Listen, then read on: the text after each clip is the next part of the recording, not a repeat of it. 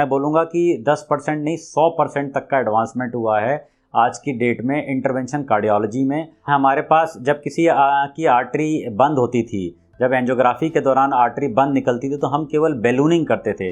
Ballooning का मतलब ये है कि जो आर्टरी बंद है उसके अंदर एक वायर डालते हैं हम कैथेटर के थ्रू। आजकल 90% काम हम हाथ की जो रेडियल आर्टरी होती है इसके थ्रू करते हैं। जितनी भी न्यू टेक्नोलॉजीज आती हैं वो एक कॉस्ट के साथ आती हैं, तो इसलिए इन सब से बचने के लिए अपनी लाइफ स्टाइल अगर आप सुधारेंगे, अपने आप को स्ट्रेस फ्री रखेंगे, तो इन सब टूल्स को, इन एडवांसमेंट लेने की भगवान करे आपको ज़रूरत ही ना पड़े। जंक फूड को अवॉइड करें, एक्सरसाइज अडॉप्ट करें, बिकॉज कंप्यूटर गेम्स और इंडोर गेम्स के अंदर ज़्यादा लोग इन्वॉल्व हो गए हैं as compare to outdoor games.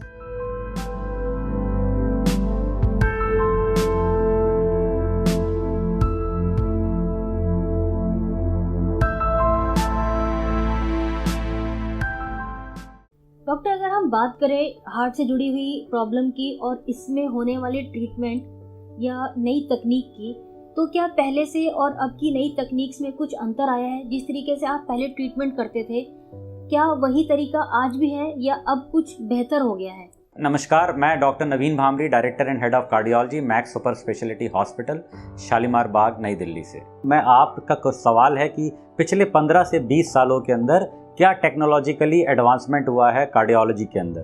तो बहुत ज़्यादा, मैं बोलूँगा कि 10% नहीं 100% तक का एडवांसमेंट हुआ है आज की डेट में इंटरवेंशन कार्डियोलॉजी में। पहले जब किसी आदमी को हम एंजियोग्राफी करते थे और तीनों आर्टरी बंद निकलती थी या लेफ़्ट मेन आर्टरी निकलती थी या मरीज को हार्ट फंक्शन पुअर होता था, तो हम कहते थे bypass is the only option left, इसके अलावा कोई ऑप्शन नहीं है। आज के ज़माने में इतना एडवांसमेंट आ गया है कि अब एंजियोप्लास्टी और बाईपास कंपैरेबल हो गया है। चाहे कितनी भी खतरनाक बीमारी हो, तीनों आर्टरी बंद हो, लेफ्ट मेन डिजीज़ हो, अगर मरीज बाईपास नहीं कराना चाहता तो एंजियोप्लास्टी के द्वारा उसका इलाज किया जा सकता है। टेक्नोलॉजी एडवांसमेंट में हमारे पास इतने टूल्स अवेलेबल हो गए हैं कि उनकी गाइडेंस के अंदर रिजल्ट्स एज कंपेयर और some time better than bypass surgery आते हैं, अगर आप स्टेंट का यूज़ करते हैं और अच्छे स्टेंट्स का यूज़ करते हैं। तो आज से 20 साल पहले हमारे पास जब किसी की आर्टरी बंद होती थी, जब एंजियोग्राफी के दौरान आर्टरी बंद निकलती थी तो हम केवल बैलूनिंग करते थे। बैलूनिंग का मतलब ये है कि जो आर्टरी बंद है उसके अंदर एक वायर डालते हैं हम कैथेटर के थ्रू। आजकल 90% काम हम हाथ की जो रेडियल आर्टरी होती है इसके थ्रू करते हैं। इसके थ्रू हम हार्ट की आर्टरी के अंदर पहुंचते हैं और जहां ब्लॉकेज होता है उसके अंदर हम वायर डाल के, और एक बैलून होता है, गुब्बारा जिसे बोलते हैं, उसका एक साइज़ होता है, उसके डिफरेंट साइज़ के बैलून आते हैं। 1 मिलीमीटर डायमीटर से लेके 4.5 millimetre up to 5 millimetre diameter तक के बैलून आते हैं। उससे हम उस ब्लॉकेज को खोलते हैं, जो कि जो ब्लॉक होता है, जो कोलेस्ट्रॉल जमा हुआ था, उसको खोलते हैं। और जब वो अच्छे से खुल जाता है तो उसके अंदर हम क्योंकि वो खुला रहे, क्योंकि गुड इमीडिएट रिजल्ट तो बहुत अच्छे आते हैं, बट वो खुला हुआ जो पार्ट है वो रिकॉइल होके वापस बंद हो जाता है। तो वो रिकॉइल ना हो, बंद ना हो, तो उसको हम बचाने के लिए आजकल हम स्टेंट डालते हैं। और स्टेंट भी वेरियस स्टेंट्स अवेलेबल हैं। पहले केवल बेयर मेटल स्टेंट आते थे, अब मेडिकेटेड जिसे बोलते हैं ड्रग इलूटिंग स्टेंट्स अवेलेबल हैं। और अभी कुछ पिछले 1-2 वर्षों के अंदर तो हमारे पास ऐसे स्टेंट आ गए हैं जो घुल जाते हैं, एब्जॉर्ब हो जाते हैं, एब्जॉर्बेबल स्टेंट्स। तो टेक्नोलॉजी बहुत एडवांस कर गई है। जो स्टेंट्स के डिफरेंट प्लेटफॉर्म्स अवेलेबल हो गए हैं, बहुत थिन स्टड्स के प्लेटफॉर्म अवेलेबल हो गए हैं।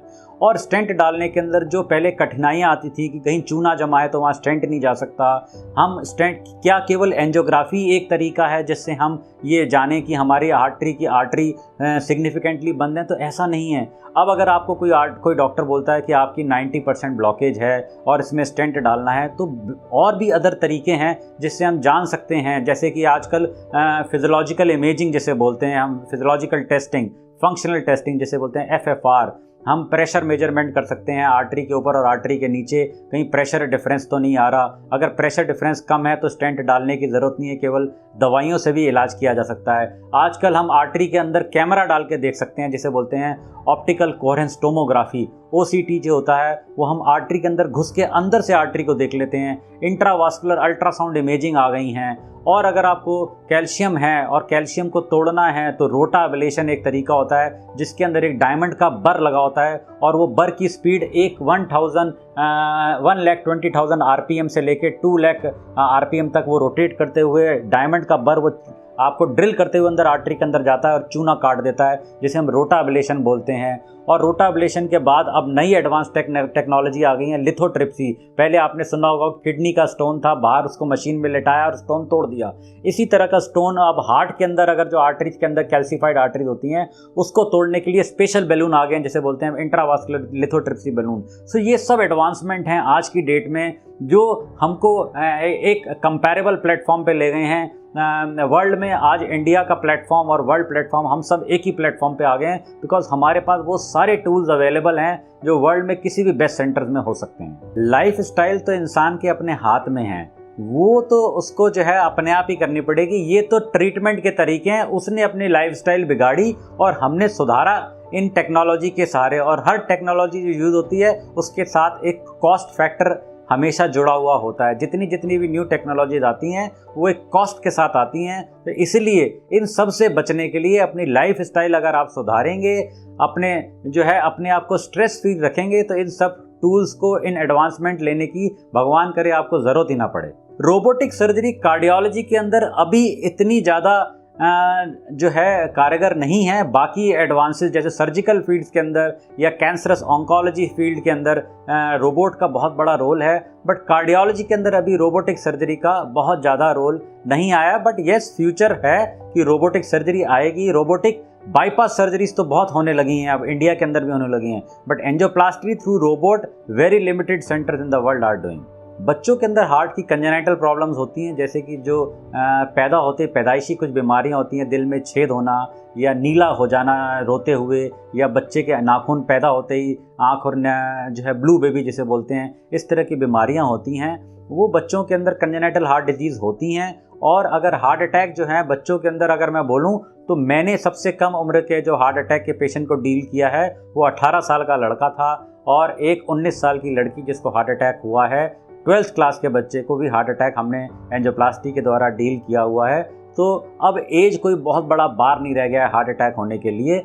लाइफ स्टाइल, इसलिए मैं बोलता हूँ बच्चों के अंदर शुरू से ये आदत डालें, जंक फूड को अवॉइड करें, एक्सरसाइज अडॉप्ट करें, बिकॉज कंप्यूटर गेम्स और इंडोर गेम्स के अंदर ज़्यादा लोग इन्वॉल्व हो गए हैं as compare to outdoor games.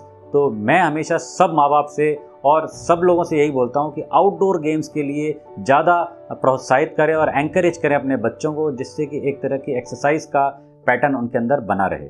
Life style adaptation, life style जो है, बिकॉज हार्ट डिजीज़ और हाइपरटेंशन ये एक लाइफ स्टाइल डिसऑर्डर है जो आपके हाथ में है। अगर आप अपने आप को इस बीमारी से बचाना चाहते हैं तो अपने रिस्क फैक्टर्स को कंट्रोल करें, अपने ब्लड प्रेशर, डायबिटीज़ को कंट्रोल करें, स्मोकिंग से बचें, इवन सेकेंड हैंड स्मोक से बचें, पॉल्यूशन से बचें, अपना कोविड जो है, अपना जो प्रोटोकॉल्स हैं उनको फॉलो करें, क्योंकि वो भी एक कंट्रीब्यूटर बन गया है हार्ट डिजीज़ होने के लिए। तो मेरा आप लोगों से सबसे अनुरोध है, अपने लाइफ स्टाइल्स को सुधारें, जिससे कि आपको कार्डियोलॉजिस्ट के पास जाने की या अपने न्यूरोलॉजिस्ट के पास जाने से बचें, किसी हार्ट अटैक या ब्रेन अटैक, बिकॉज ये दोनों ही लाइफ स्टाइल डिसऑर्डर हैं। लाइफ स्टाइल को चेंज कर लेंगे तो इन सब बीमारियों से आप बचे रहेंगे। अगर आपको अपनी हेल्थ से संबंधित कोई भी किसी तरह की जानकारी लेनी है तो आपने फोकस चैनल का बॉडी क्लॉक प्रोग्राम के ऊपर आप क्वेश्चन भेज सकते हैं और इसके ऊपर अपनी क्वेरी भेज के अपने आंसर ले सकते हैं। धन्यवाद। डॉक्टर साहब, आज आपने हमें बहुत सारे क्वेश्चंस के जवाब दिए और बहुत अच्छी जानकारी दी। हम उम्मीद करते हैं कि हमारे इस प्रोग्राम से हमारे श्रोताओं को बहुत फ़ायदा होगा। हमसे मिलने के लिए, हमसे बातचीत करने के लिए आपका बहुत बहुत धन्यवाद।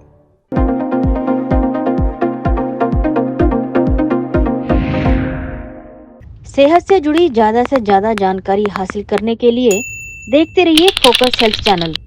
किसी खास जानकारी के लिए कमेंट करें। फोकस हेल्थ चैनल को सब्सक्राइब, लाइक और शेयर करना ना भूलें। इसके साथ ही बेल आइकन को टच करें ताकि समय पर आपको सभी नोटिफिकेशन मिलती रहें।